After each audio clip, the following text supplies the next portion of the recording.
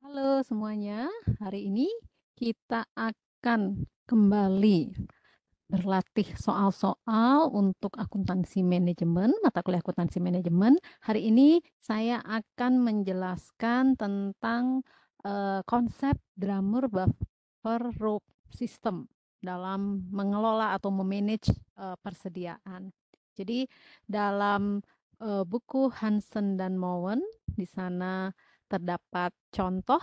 Jadi saya ambil soal ini dari buku Hansen Mowen edisi 8 soal 14 strip 27. Jadi di sana ada sebuah perusahaan namanya Saramar Manufacturing. Jadi tampilan soal seperti ini saya ringkas dalam slide ini. Jadi Saramar Manufacturing menghasilkan dua jenis silinder hidrolik, baik berukuran kecil maupun yang berukuran besar. Nah, kedua silinder ini melalui 4 proses, yaitu proses cutting, pemotongan, kemudian welding, pengelasan, kemudian ada polishing, dan yang terakhir ada painting.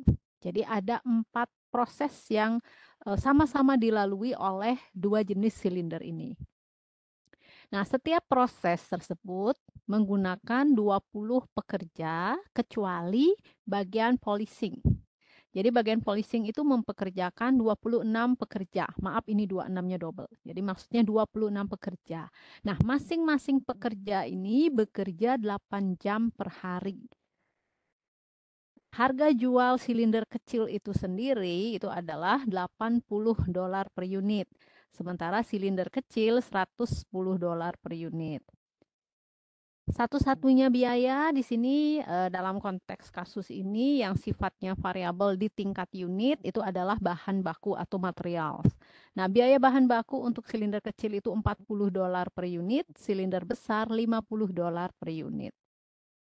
Manajemen di perusahaan Saramar itu setelah berdasarkan pengalaman dan seterusnya, mereka mengetahui bahwa ketika terjadi interupsi dalam proses produksi, maksudnya ketika ada kerusakan, ada interrupt gitu ya, sehingga proses produksi tidak bisa berjalan, proses perbaikan dari kerusakan itu diperkirakan itu memerlukan waktu 2 hari. Jadi dalam waktu 2 hari itu harus diperbaiki dan proses produksi bisa berjalan lagi. Nah, informasi terkait produk operasional dari setiap jenis produk disampaikan di tabel ini. Jadi di sana ada sumber daya yang dipakai, yaitu sumber daya di setiap proses, yaitu tenaga kerja. Kemudian berapa kapasitas yang dimiliki, ini diperoleh dari jumlah pekerja tadi. Misalnya Departemen Cutting itu 20 orang pekerja, di mana masing-masing bekerja selama 8 jam per hari, kemudian dikonversi dalam satuan menit. Begitu juga yang lain disesuaikan dengan kapasitas pekerja masing-masing departemen. Nah, untuk penggunaan sumber daya silinder kecil, jadi dalam memproduksi silinder kecil memerlukan proses oleh departemen cutting itu 30 menit per satu unit silinder kecil yang dihasilkan. Sementara dalam pembuatan silinder besar itu membutuhkan jam kerja cutting atau pemotongan itu lebih sedikit, yaitu 20 menit. Nah, begitu juga ada welding, polishing, dan painting. Jadi masing-masing jenis produk itu membutuhkan waktu kerja yang berbeda-beda di setiap produksi satu unitnya. Nah, ini adalah data permintaan pasar. Jadi silinder kecil itu permintaan pasarnya 200 unit per hari, silinder besar 100 unit per hari. Jadi dari informasi ini kita ketahui kendala yang berasal dari dalam perusahaan atau internal itu adalah ini. Cutting labor, welding labor, polishing labor, dan painting labor. Ini adalah kendala internal. Nah, permintaan pasar ini adalah kendala eksternal karena dia berasal dari luar perusahaan. Nah, pertanyaan pertama, jika Saramar dapat memenuhi permintaan pasar harian tadi yang 200 dan 100 unit itu, berapa kira-kira potensi laba yang bisa diperoleh Saramar setiap hari? Oke, sekarang kita hitung potensi profit harian.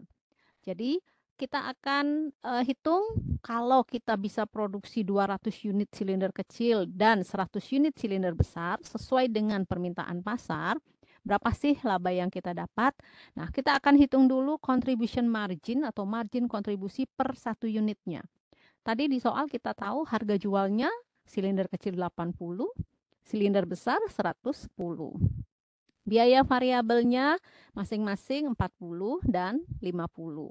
Nah, dari situ kita kurangi, ketemulah contribution margin atau margin kontribusi, di mana silinder kecil itu kontribusi marginnya 40, silinder besar itu 60 per unit. Nah, sekarang kita hitung totalnya berapa. Jadi per unit 40, silinder kecil 200 unit, berarti kita kalikan 200 kali 40, ketemulah 8.000. Kemudian silinder besar per unitnya 60, dia menghasilkan 100 unit, kita kalikan, ketemulah hasil $6.000. Nah, ini kita jumlahkan keduanya sehingga total potensi profit hariannya itu adalah 8.000 plus 6.000 itu adalah $14.000. Jadi ini adalah potensi laba yang bisa diperoleh oleh Saramar.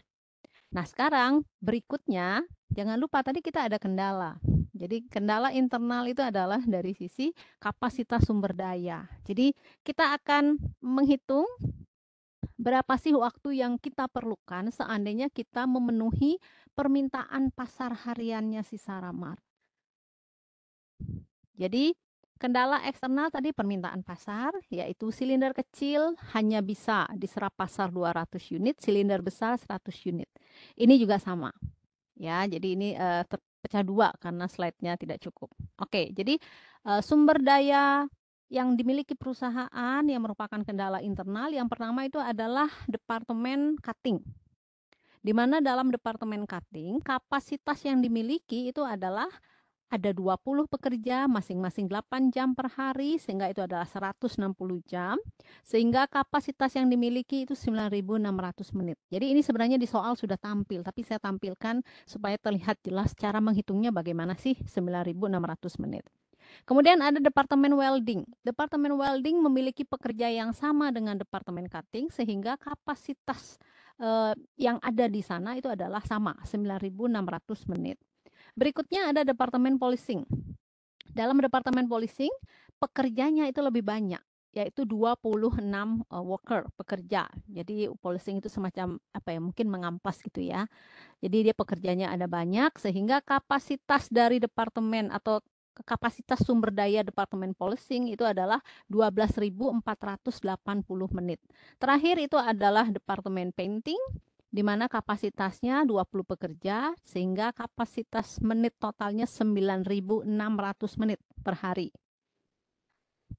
Nah, sekarang kita lihat berapa butuh waktu untuk membuat 200 unit silinder kecil plus 100 unit silinder besar. Jadi untuk membuat silinder kecil tadi soal mengatakan butuh waktu 30 menit untuk menghasilkan satu unit silinder kecil, 20 menit butuh waktu untuk menghasilkan satu unit silinder besar. Sehingga waktu yang diperlukan kita hitung silinder kecil butuh waktu ada 200 unit, masing-masing 30 menit, sehingga butuh waktu 6.000 menit silinder kecil. Silinder besar butuh waktu 2.000 menit, yaitu 100 unit permintaan pasar, masing-masing dikerjakan 20 menit. Nah, sehingga itu dulu, jadi untuk cutting kebutuhannya 6.000 menit dan 2.000 menit. Welding kita hitung dengan cara yang sama, disesuaikan dengan waktu yang dibutuhkan departemen welding untuk mengerjakan satu unit. Silinder kecil 30 menit, silinder besar 60 menit. Sehingga waktu yang diperlukan 6.000 menit silinder kecil, 6.000 menit silinder besar. Untuk departemen policing, waktu yang diperlukan 200 unit, masing-masing 30 menit silinder kecil sehingga dia 6.000 menit butuhnya. Untuk silinder besar dia perlu atau dia permintaannya 100 unit, diperlukan 30 menit per unit sehingga dia butuh 3.000 menit untuk menghasilkan silinder besar. Untuk departemen painting, caranya sama, di mana silinder kecil memerlukan 4.000 menit, silinder besar membutuhkan 3.000 menit. Nah, sekarang kita cari berapa total waktu yang diperlukan di setiap departemen. Jadi departemen cutting itu membutuhkan waktu untuk memenuhi permintaan pasar yang 200 plus 100 ini, itu adalah 6.000 menit ditambah 2.000 menit, sehingga dia butuh 8.000 menit. Nah, tadi kita sudah hitung kapasitas menit di departemen cutting itu adalah 9.600 menit.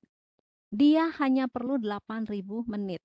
Sehingga kapasitas yang dia miliki di departemen cutting itu lebih besar. Ini ya, lebih besar dari yang dia butuhkan. Jadi di sini saya beri warna hijau. Itu artinya departemen cutting, sumber daya yang dimiliki departemen cutting itu bisa memenuhi permintaan pasar 200 kecil, 100 silinder besar. Kita lihat welding. Total waktu yang diperlukan welding adalah 6.000 plus 6.000 ini, total 12.000 menit. Kapasitasnya hanya 9.600 menit. Sementara perlunya 12.000 menit. Sehingga di sini saya merahkan. Itu artinya departemen welding tidak bisa mengerjakan semua permintaan pasar. Kapasitasnya lebih kecil dari kebutuhan menitnya. Berikutnya departemen polishing. Nah, departemen polishing total waktu diperlukan 9.000 menit. Kapasitasnya masih lebih besar sehingga dia aman. Untuk departemen painting total waktu diperlukan 7.000, kapasitas 9.600 sehingga dia juga aman. Nah, dari keempat proses atau 4 departemen ini kita katakan, kita simpulkan bahwa Saramar tidak bisa memenuhi permintaan pasar. Kenapa? Karena sumber daya di departemen welding atau bagian welding ini tidak bisa mengcover kebutuhan menit yang diperlukan. Jadi jumlah pekerjanya kurang untuk menyelesaikan permintaan pasar tersebut. Jadi bottleneck atau kita sebut juga dengan drummernya itu adalah di sini, di bagian welding. Jadi ini drummer atau bottlenecknya. Nah, selanjutnya saya akan tampilkan kalau digambar secara grafik gitu ya, atau bagan. Ini departemen cutting, kapasitasnya itu yang biru, kebutuhan atau yang dibutuhkan itu adalah yang hijau. Nah, di departemen welding ini kita lihat garis diagram batang yang hijau ini itu lebih tinggi dari yang biru, sehingga departemen welding tidak bisa menyelesaikan 200 plus 100 permintaan pasar. Jadi ini adalah drummer atau bottleneck-nya. Nah, karena ada kendala, jadi kita sekarang diminta menghitung berapa bauran optimalnya. Jadi walaupun pasar mengatakan 200 plus 100, tapi karena kapasitas di welding tidak cukup, maka kita harus mencari tahu sebaiknya kita produksi berapa kalau begitu. Nah, kita akan lihat mengingat gitu ya, kendala utama atau drummer atau bottleneck kita tadi adalah welding. Jadi jam kerja atau menit kerja di welding ini sangat berharga. Nah, sama seperti materi latihan soal yang teori kendala sebelumnya, ya kita cari tahu dulu karena jam kerja ya, atau menit kerjanya itu sangat berharga, khususnya di welding karena dia bottleneck, kita akan mencari tahu berapa sih kontribusi margin per jam saat kita memproduksi satu unit silinder kecil, berapa ketika memproduksi silinder besar. Jadi kita fokusnya hanya di welding karena kendala utama kita itu adalah di welding. Jadi kita perlu menghitung kontribusi per jam. Jadi kontribusi margin tadi sudah kita hitung di slide sebelumnya, silinder kecil 40, silinder besar 60. Usage hour ini adalah jam yang dibutuhkan untuk memproduksi satu unit silinder kecil, yang ini memproduksi satu unit silinder besar. Ini ada di soal. Jadi untuk silinder kecil itu butuh setengah jam per unit. Kemudian silinder besar butuh 1 jam per unit. Ya, Kemudian kita tinggal bagi saja CM ini dengan jamnya ini, maka ketemulah kontribusi margin per jam silinder kecil itu adalah $80, silinder besar $60. Nah, dari dua angka ini kita lihat yang paling besar adalah kontribusi margin per jam dari si silinder kecil. Jadi, karena silinder kecil itu lebih memberikan margin laba yang besar saat diproduksi per jamnya, maka fokus kita yang pertama itu adalah memproduksi dulu silinder kecil. Berapa yang diproduksi silinder kecil? Tentu saja sesuai dengan permintaan pasar, yaitu 200 unit per hari. Jadi benar-benar 200 unit itu kita full kerjakan dahulu untuk si silinder kecil.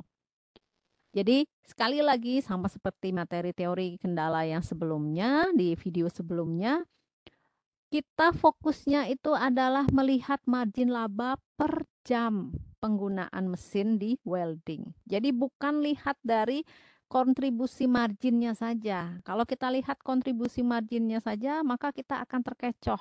Kita akan fokus membuat silinder besar. Padahal kendala kita itu dari sisi jam kerja di departemen welding, sehingga setiap jam yang kita gunakan untuk membuat setiap jenis silinder itu sangat berharga.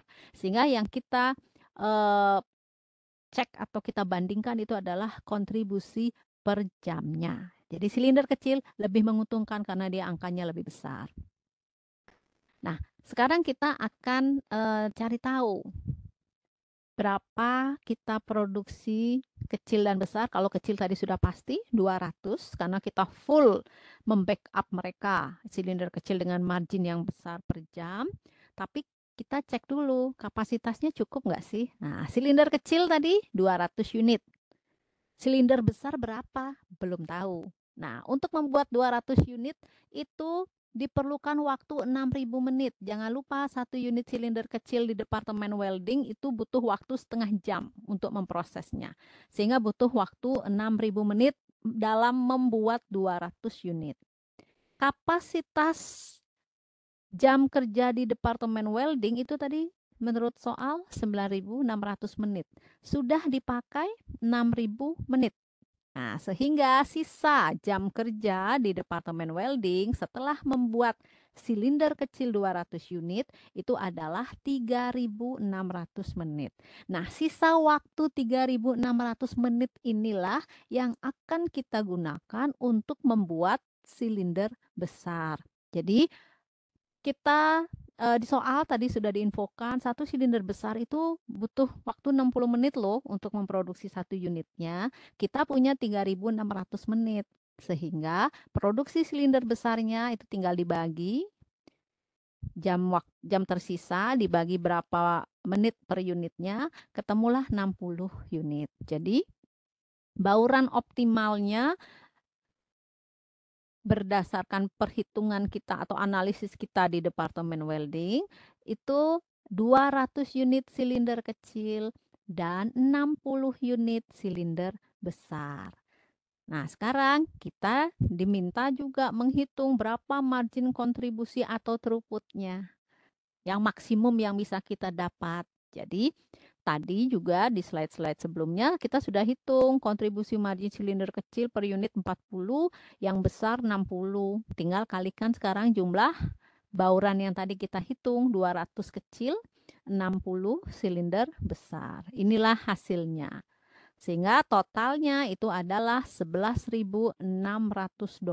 Jadi ini adalah potensi atau inilah margin kontribusi harian maksimum yang bisa didapat oleh Saramar berdasarkan kapasitasnya dia yang terbatas. Nah, berikutnya kita akan melihat bagaimana sih sistem drummer, buffer, rope sistem bekerja untuk Saramar. Jadi sistem drummer, buffer, rope ini dikatakan digadang-gadang itu untuk membantu perusahaan mengatasi masalah persediaan yang pelik. Jadi kalau kita punya stok terlalu besar, itu juga tidak bagus karena ada biaya yang muncul terkait persediaan. Tapi kalau kita tidak memiliki persediaan sama sekali alias nol, kita tidak pernah tahu suatu saat ada interupsi atau kerusakan ya, sehingga harus ada perbaikan, sementara kita sendiri ingin agar throughput atau yang tadi margin kontribusi maksimal itu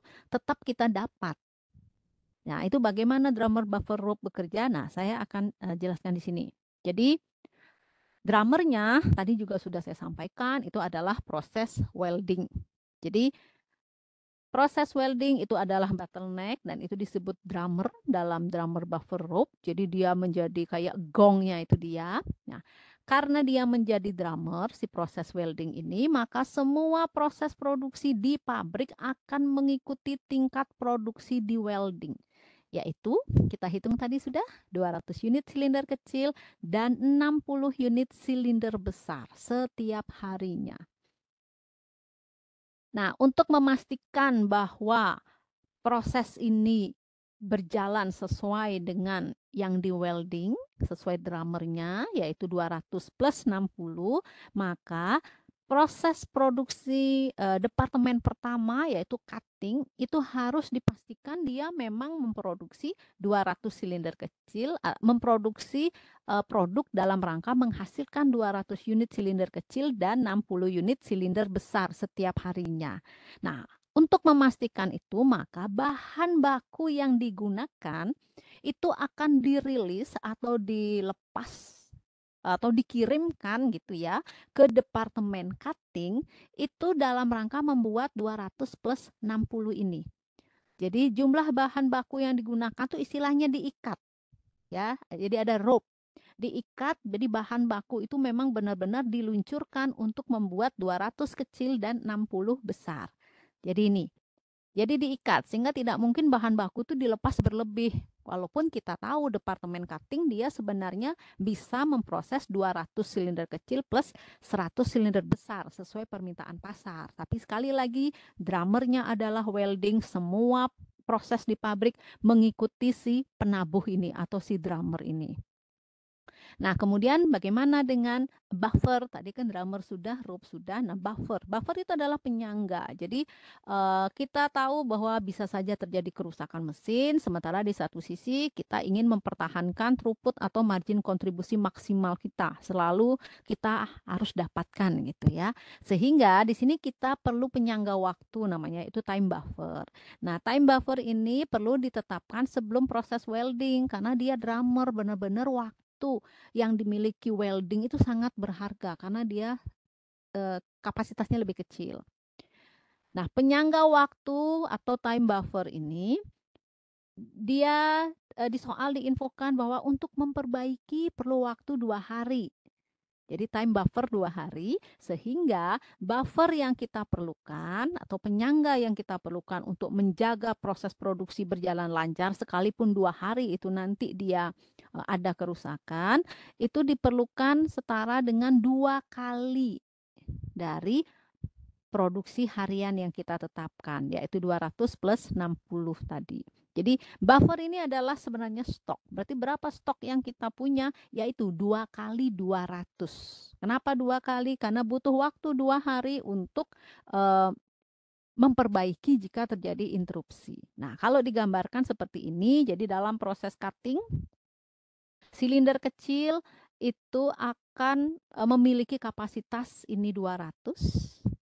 Ini 100 unit silinder besar. Departemen welding dia memiliki kapasitas 20 kali 10 berarti ini 200 ya. 200 silinder kecil, 60 silinder besar. Untuk polishing sama dengan cutting, begitu juga painting sama, jadi sama-sama 200 kecil, 100 besar. Jadi berdasarkan hitungan di slide-slide sebelumnya ya.